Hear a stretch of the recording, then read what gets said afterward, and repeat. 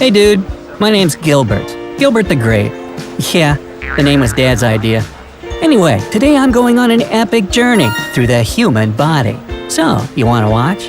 The trip starts as the human heads to the office lunchroom, opens his lunchbox, and finds me in there. What else has he got here? A turkey sandwich? Some yogurt? I see he's taking a bite of his sandwich. Oh, now it's my turn. He's popped me into his mouth. Oh, it's go time. Gotta be honest, it's pretty wet and warm in here. The mouth is the gateway to the digestive system. That system is designed specifically to transform food into useful nutrients that keep you energized and help your cells grow and repair. So, once you grab the first bite of whatever you're eating, you turn on the digestion machine. As you chew, food is broken up into pieces to make the process easier. Saliva comes in handy as it mixes with food and breaks it down even more. That way, your stomach doesn't have to digest whole chunks of food. By the way, here's a fun fact. The amount of saliva you produce in a year could fill 2 medium-sized bathtubs, almost a pool full of drool. Wow, it's really raining spit in here. Ew. Whoa, I better watch out for these teeth. Wouldn't want to end up like Turkey Boy over there. It's hard since this guy is using his tongue to roll food around in his mouth and toward his teeth. I really don't feel like becoming jam today, so I'm gonna just bypass all this chewing. Down the chute we go! Whee! We're now heading into the throat. They also call it the pharynx. Uh-oh, fork in the road. Which way do I go? Eeny, meeny, miny, mo. Looks like this way we must go.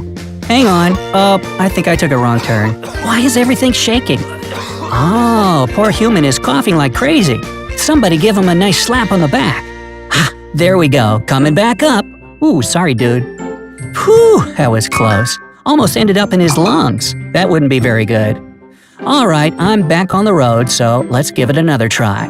I've correctly turned into the swallowing tube that goes by the sophisticated name of esophagus. I like to call it the food chute, but it's a lot less spacey than I imagined. I'm kinda getting squished in here. Uh-oh, how do I keep going down?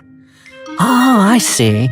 The muscles in the walls of this guy's esophagus are squeezing behind me and relaxing in front of me. This is a process called peristalsis, and it's what moves me through your digestive system.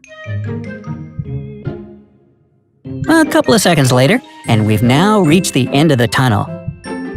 There's a muscle here that opens up to let food into the stomach and keeps it from coming back out into the esophagus. It's kind of like the TSA in a way. Hey, I'm just a tourist here, sir. Please let me in. Yay!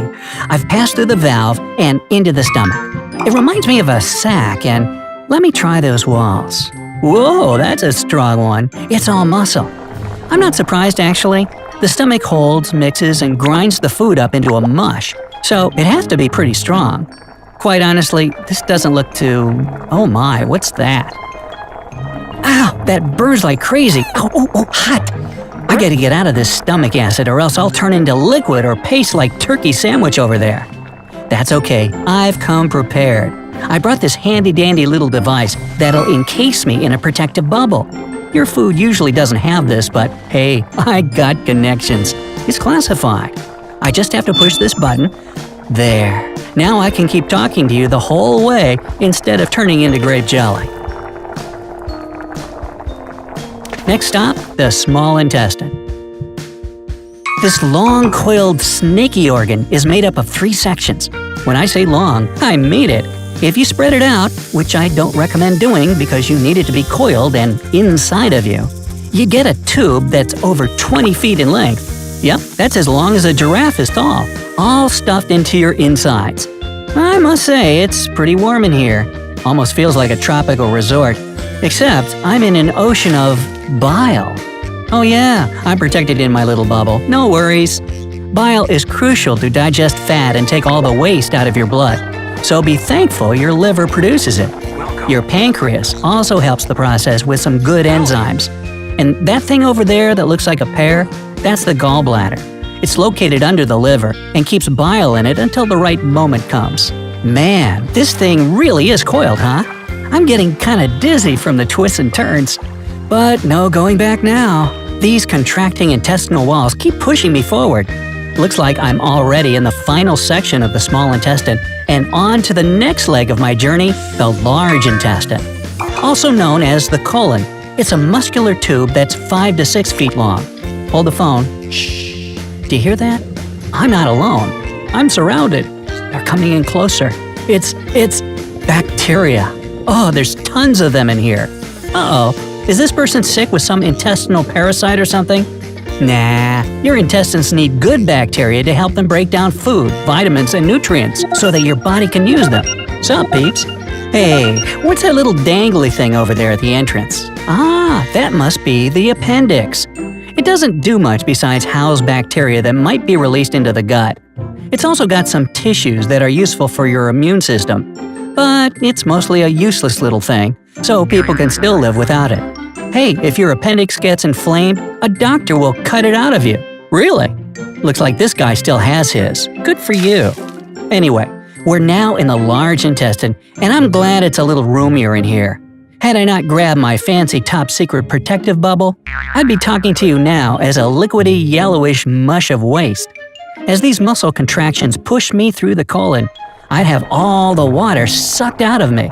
My final form? Stool. Yep, poo, doo-doo, number 2, whatever you like to call it. It's formed in the large intestine. Still, loads of bacteria all over the place. They're really hard at work, eh? Well, there can't be too little or too many. Otherwise, you'd have digestive problems like food intolerances. They also play a major role in your immunity, and that's why you have trillions of them in your gut. Hey, keep up the good work, guys. I'm on my way through the left colon. When it gets too full of stool, it decides to dump it all into the rectum because it can't hold it all by itself. It usually takes about 36 hours for what's left of your food, not much now, just waste, to reach this point. But I've been speeding through this journey because I've got some other great stuff to do. So let's head to the rectum already. Geronimo! The rectum is a straight chamber that's about 8 inches long. It has special sensors like this one or that one there that let you know when there's something you should get rid of. They send a signal to the brain when stool or gas want to make their exit. That's about the time when a thought pops up in your brain, oh, gotta go to the bathroom. If the moment is right for you, that is, you find a toilet, the sphincters relax and ta-da! Your stool makes its exit. Bye-bye, pizza from yesterday's breakfast. What? No one else here has cold pizza for breakfast? Alright, then let me know down in the comments what your typical breakfast looks like. Anyway, when the moment isn't exactly right to release stool just yet, your sphincters contract. Those rectum sensors help too, so that the urge to release its contents disappears for a while. You should be happy when your rectum and sphincters are working hard to keep stuff in when the timing isn't good. Like when you're driving to work, on a date, getting groceries, sleeping. But when you just can't resist the urge anymore, the external sphincter gives you a couple more minutes or however long you need until you make it to the bathroom. Well, not sure if the human is ready, but I'd really like to go now. Maybe I can hotwire these sensors to make my great escape. Oh yeah, this guy is at work, isn't he? This is gonna be awkward. Of course, normal food doesn't leave your body in such a graceful manner. You wouldn't even recognize what was what. But as for me, Gilbert the Grape, I still have important things to do today. So, hey Bob, let's hit the John. I'm out of here. Bye! Well, that was different. Hey, if you learned something new today, then give the video a like and share it with a friend. And here are some other cool videos I think you'll enjoy. Just click to the left or right, and remember, stay on the bright side of life.